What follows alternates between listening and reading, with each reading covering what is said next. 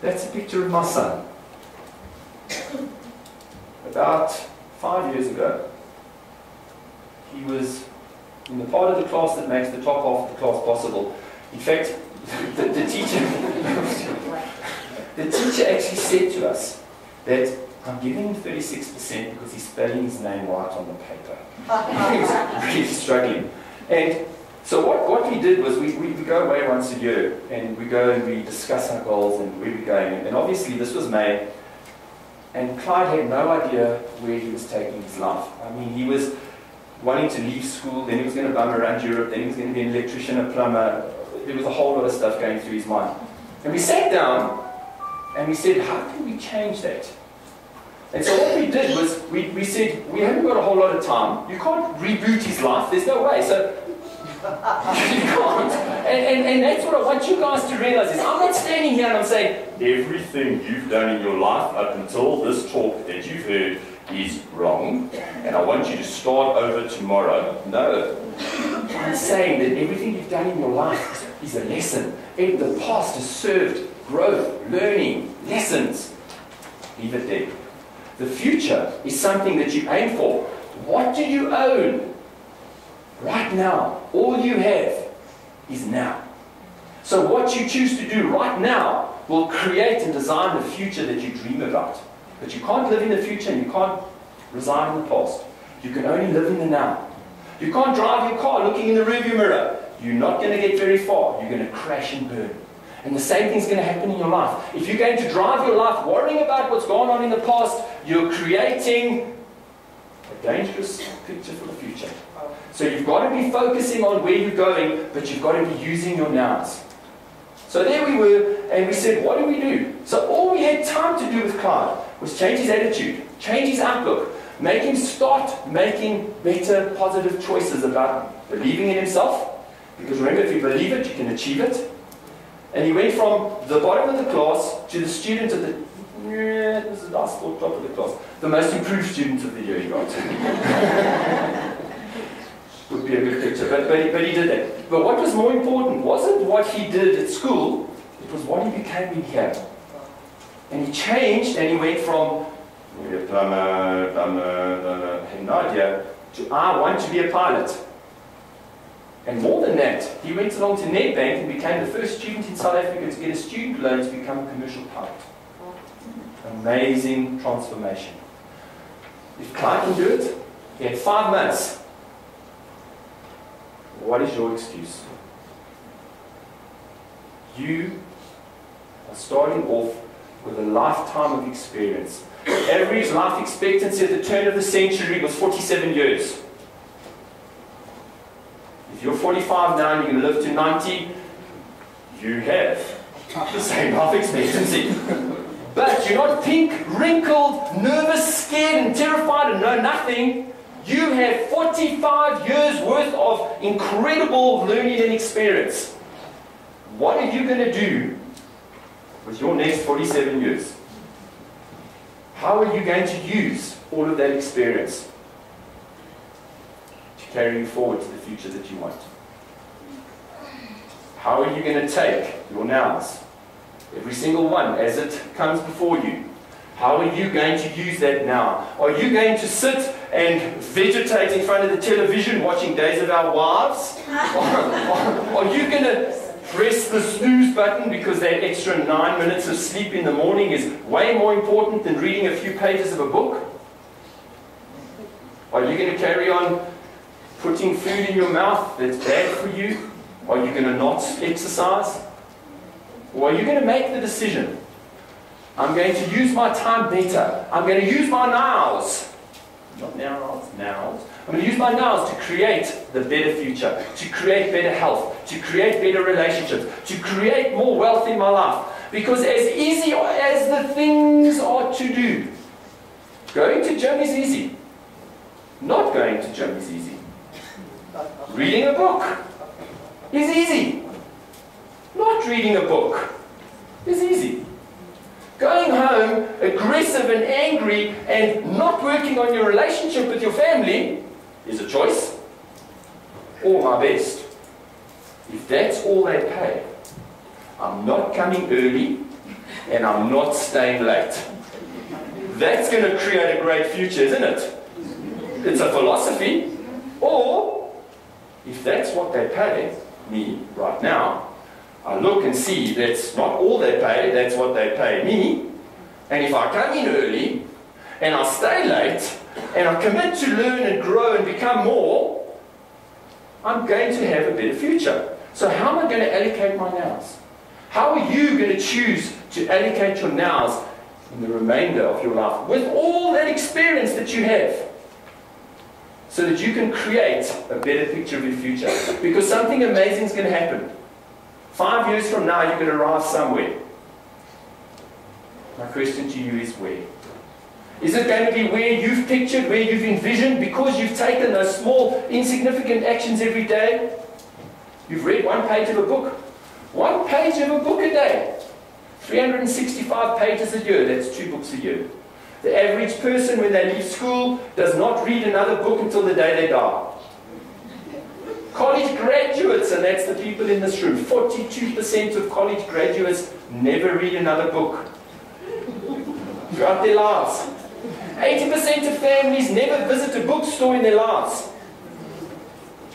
You know what I see? I see golden opportunity. I go, you know what? 2/3 of the world is not reading books, but I am. So what is that making me? It's separating me from the herd. It's making me better. Have you ever heard of anybody becoming less intelligent because they read? Have you ever heard of anybody becoming less intelligent because they spend their time vegetating in front of the television? Yes. What do you choose? Do you choose the easy way? Because you're going to arrive 5 years, you're going to arrive somewhere 5 years from now. You can either be 5 years old, a little more wrinkled, a little bit more disgruntled and unhappy, or, okay, you'll still be wrinkled, but happier, living a more fulfilled, content, happy life. It's all about the choices you make about your nows. How are you going to use the past? How are you going to allocate your nows? What picture are you going to create of the future? Because that is what's going to set you up for the success. You are the most magnificent, wonderful, incredible person that's ever been put on this planet. You have unlimited potential. You are a creator of your future experience. What are you going to do about creating the best one possible? Because remember what I said right in the beginning. Do you know what messes with the mind? It's not living your full potential. So I'm challenging you now to go out there, to discover your full potential, to become a creator of the future that you deserve.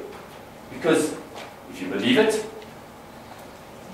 envision it, you create expectation, expectation drives creativity, creativity drives reality, and you live and walk and move into the life that you want in your future.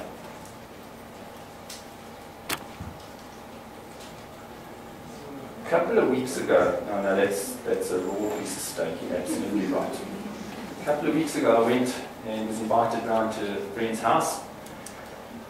And one of the things you need to do when you're a host is you need to know your audience. Just like I need to know you guys. You know, they didn't know this audience. So they arrived, and sitting at dinner, arrived this piece of raw steak that a good vet could have probably revived. I stuck my fork in, I heard it, I promise you I heard it go, It's terrible. But what did I do? Okay, society has trained us, indoctrinated us, that we must be polite. So I hated it. I looked down at this huge piece of steak and I cut it into 4 equal pieces, stuck my fork into it, and it still went, put it in my mouth, gnawed through that piece of steak as fast as I could, did the next 3 as quickly as I could, and just when I sat back and I went, okay, now you can enjoy the vegetables. The host looked over at my plate and went, wow! You must have loved it. Of course I lied. I went, it was magnificent, the best I've ever had. She said, don't worry, I got 2 more in the kitchen. But what does that tell us about our lives? We do this every day, don't we? We wake up in lives that are not fulfilling, lives that are not delivering on our dreams. And what do? We wake up in the morning and we lie to ourselves and we go, it's okay, it's not bad. Hating it. We go through the day, hating our day. We get to the night, we come home, we crack that beer, going, I don't know where my life's going, sitting in the couch, on our way home from happy hour. We're really doing nothing with our lives. And then we go, you know what? I love my life. It's okay. And how many of you are lying to yourself like that? That you're not totally satisfied with everything in your life. But society says you've got to lie to yourself. Well, I'm saying you don't. I'm saying today's the day that you make a different choice. Today's the day that you accept that you unlock your potential. You unlock everything that you're capable of achieving. Because like I said, sitting in this room are the most magnificent geniuses, the most magnificent, unique people. There is not another person on this planet that has your experience, that has all of your life that you've lived behind them. You can turn that into creating the most magnificent future. Why not you? Stop lying to yourself. Stop eating that raw steak anymore. You don't need to do it. You don't. Why do we want to do what we do? Because that is the secret to unlock our future. Let me give you an example. Maury Payton. She ran and she took a 300-pound lawnmower and threw it out the way. Why did she do that? Why could she do it? Because the reason why was big enough. So that's what I'm challenging you. I'm saying go and find your reason why. Let me give you another example. If I take a plank about this wide, and I stuck it across the stage, and I said, I'll give anybody in the room 100 rand if you'll come down on the stage and walk across this plank.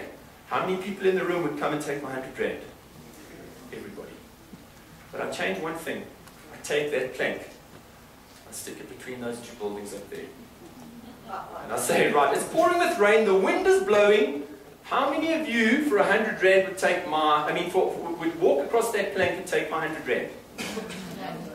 No one. What's changed? It's risky. But I changed one more thing. You're on that building, child's on that building. This building's on fire. The flames are licking at your child's feet. It's pouring with rain, the wind's blowing. How many in the room are going to run across that plank and go and rescue their child? What changed? Same danger, same plank, same risk. What changed?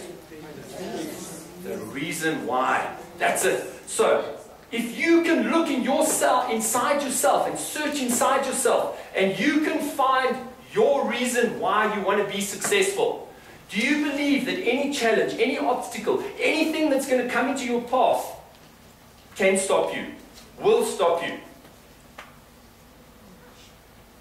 Angela Cavallo held 1,200 pounds off her child. But she had a big enough reason why. Maury Payton tossed the lawnmower out the way like it was a piece of plastic. You would run across that building to save your child. Search. Do you think the time that you would invest to discover your reason why you want anything in your life would be worthwhile? So if you can take this away with you today, and you can go and you can search inside yourself, and you can find your reason why you want to have, do, and be anything, you will have mastered your life. You will have found a way to unlock your unlimited future. You will have found a way, a path to travel the journey to success.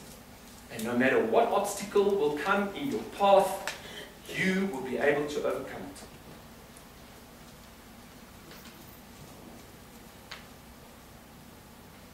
What is your recipe for success? What are you going to do different when you leave here today? What action are you going to take that is going to unlock that potential? How deeply are you prepared to search?